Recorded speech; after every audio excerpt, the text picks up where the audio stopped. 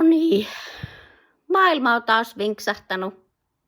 Ainahan se on vinos ollut, mutta nyt en tiedä, miten perimö ollaan ja miten perimö tästä takaisin päästää, vai päästääks myö? Mut kuulkaa, mie on huomannut, että tässä elämässä on suurin piirtein noin karkeasti jaettuna kahdentyyppisiä ihmisiä.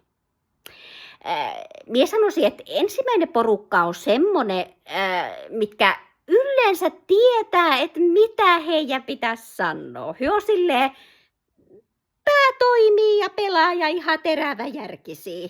Ja tietävät kyllä, että mitä pitäisi sanoa, mutta eivät saatana saa sanottua. Näitä on, kuulkaa, uskomattoman paljon. Ai että minua pistää vihaksi. Sitten on toinen lajike.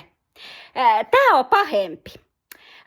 Hyö eivät tiedä mitä sanoo, heille ei ole järe häivää, hyö ei sano mitään viisasta, heidän suust ei tuu siis mitään tähellistä. Ja nää kyllä uskaltavat sanoo. Ja kuulkaa, nää on äänessä, nää on televisiossa, sie katot A-studioa, sie katot Yle Aamu, sie katot MTV3, sie kuuntelet itsensä kehittämisen podcasteja, sielläkin valitettavaa paljon tänä päivänä. Ihan tyhjä jauhajia ja höyryjiä. Ja sit ihan älytön asia, kun tää nykyelämä on tehnyt ihmisistä semmosia, että myö ei uskalleta toisille ihmisille puhuu. Sie oot mökissä 4 seinän sisällä, siulla on vapit, meset, skypet, höpöt, köpöt, zaptapit, vapit, naamakirjat, kuvakirjat, Instagramit, Twitterit, Xät. Mie en edes tiedäkään enää, vaikka miekin on aika skenes, kuulkaa, mutta mie on ihan pudonnut jo. Tällaisten kanssa sie vehtaat, sie elämässä hukkaat siellä 4 seinän sisällä. Koneitten kanssa sie vehtaat, niille sie puhut. Mut auta harmias, kun oot ulkona ja elävä toinen ihminen vastaa tulee, niin sie paniikkikohtauksen ihan meinaat saada. Miettii, että tekeekö tuo minulle jotain pahaa, hyökkääkö tuo miu kimppuun, onko tuo semmonen nykyajan peukukäyttäjä, ryövääkö se minut rahat, seuraako se minua ja kolkkaa, vai herran jestas kaikista pahin vaihtoehto sanoiko se minulle jotain ja minun pitää vastata sille vielä. Et älkää tulko miulle puhumaan, antakaa miu olla rauhassa. Mie kävelen omissa ajatuksissa, miulle ei tarvii tulla mitään selittämään. Kukkaa ei, no miulla on hyvä, mie en näe nykyään niin mitään, niin mie en silleen huomaa tuttaviikaan, jos moikkaavat. Osa edes oikein ei välikskään, sanotaan näin. Et en oo harmissani, jos en ihan aina näe. Mut kuulkaa. Tää on tän päivän vitsaus, että sitko sie onneton nykyihminen nysväät niitte tietokoneitten pelien vempaimies kanssa ja siu oikeet ihmiskontaktit on niin kuivunut, elinpiiri pienentynyt, niin siulko ei oo ketään kenelle oot puhunut, ei oo puhekaveri, niin sitko se hetki tulee, että pitäis puhua, pitäis sydäntä keventää, pitäis jollekin murheet jakaa, pitäis.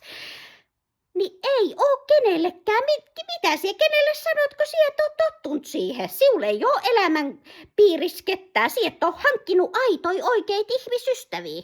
Niin saatana sit sie soittelet, kuulkaa, tänäkin päivän mie kuulin niin mahdottoman jutun. Riekkisen Irjan siskon poika kuulemma soittelee tämmöisille yleisille numeroille, ilmaisille numeroille, palvelunumeroille.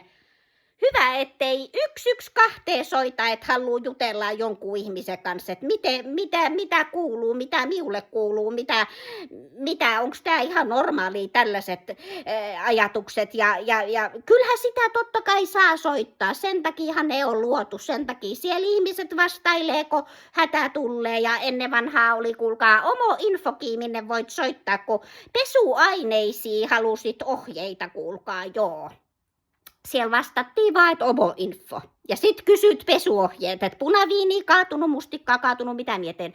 Mutta joo, sitten kuulkaa, mutta kuitenkin tämä on ihan älytöntä, että ihmiset, jotka tekevät sellaista työtä, että palvelunumeroissa saavat palveluneuvojina ihmisiä kysyä, mitä puheluita sinne tulee, niin sitten ne tukitaan, kun sinne soitetaan ihan mahdottoman asiaa kuulumattomia puheluita.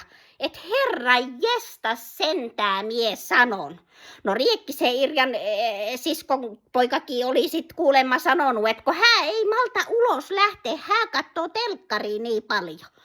Mie ihan asiaksen otin ylipäätänsäkään nykyihminen. Miettikää, mitä työ sieltä telkkarista katsotte.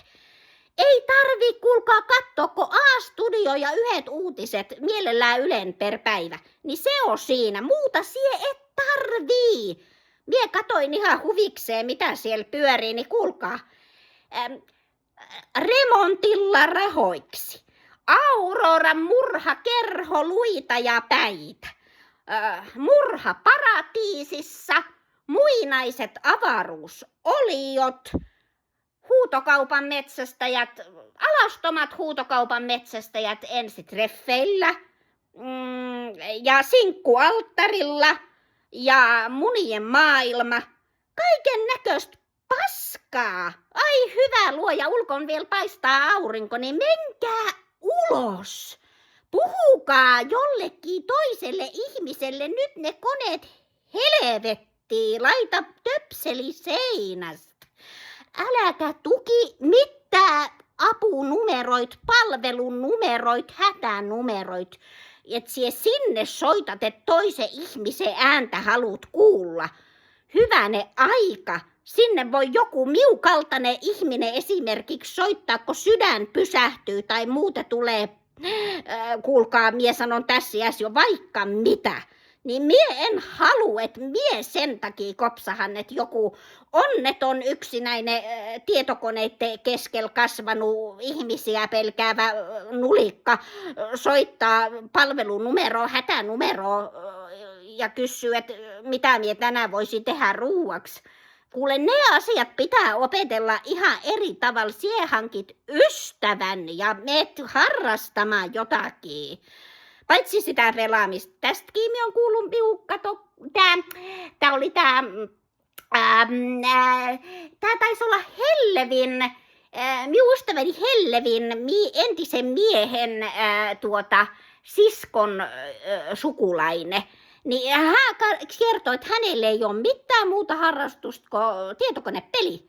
Mutta sitä kautta hän on tutustunut uusiin ihmisiin ympäri maailmaa.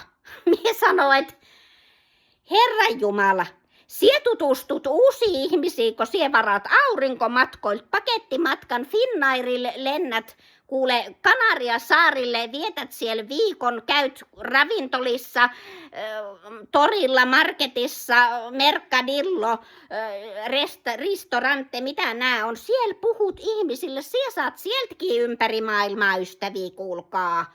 Ei se pelaamalla sie ystävä ympäri maailmaa, sehän on siu huone, siu tietokone. Kyllä tää on niin moneen saatana tavalla vinos tää nykymaailma, mie sano. Minun ei, no miekin teille tietysti tämän laitteen kautta puhun, tää on minun puhelin, mut kyllä mie sanon, että en muista mistä alkoi tää aihe. No valitukseksihan tää meni. Mutta kun minä haluaisin jättää positiiviseen, niin minä kehittelen tästä nyt iloisen lopun. Niin mutta tämä on teille tällainen somehaaste, kun nämä on muotia. Niin minulla on tällainen. Seuraavan viikon aikana tunnin päivässä laitat somet, väpit, whatsappit, chappadäpit kiinni, lähet mettää ja ota vaikka kori mukaan ja kerää mustikkaa, mansikkaa. No mansikkaa me tässä saa, mutta mustikkaa tai sieniä. Ja jos näet toisen ihmisen, kuule, niin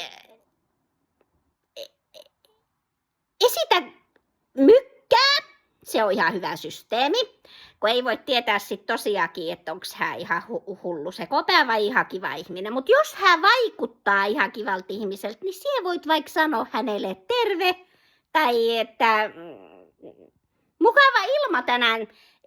Ilmoista on aina hyvä puhua. Et onpa tänään ollut hyvä ilma, kyllä on niin hyvä ilma. Tai kamala, kun tänään aamulla vähän satoo, huomasit siellä. Ja sit lähet pois siitä ihan normaalisti, ei tarvii et jää ainakaan kyttäämään.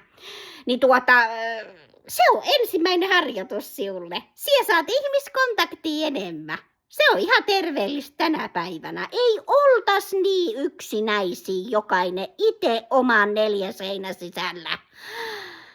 Enemmän tavattais toisiamme. Ja sit minun ehdoton suosikkineuvo. Kun tästä painosta hömpötetään, että pitäisi olla niin mallin mitoissa, niin mie sanon, sekin on ihan... Ihmiset, jos olis oikeesti vähän lihavampia, niin kuin kaikki, niin myö oltais lähempänä toisiamme. Jo silleen. Tää on just ihana elämänohje. Mie on tätä noudattanut. Mie haluan olla lähellä toista ihmistä. No, tää meni taas. Minulla menee aina sivuraiteille. Miepä poikki. Joo, mutta somehaasteeseen tarttukaa, niin joo. Eikä palvelunumeroihin ilman oikeaa asiaa. Kuitti.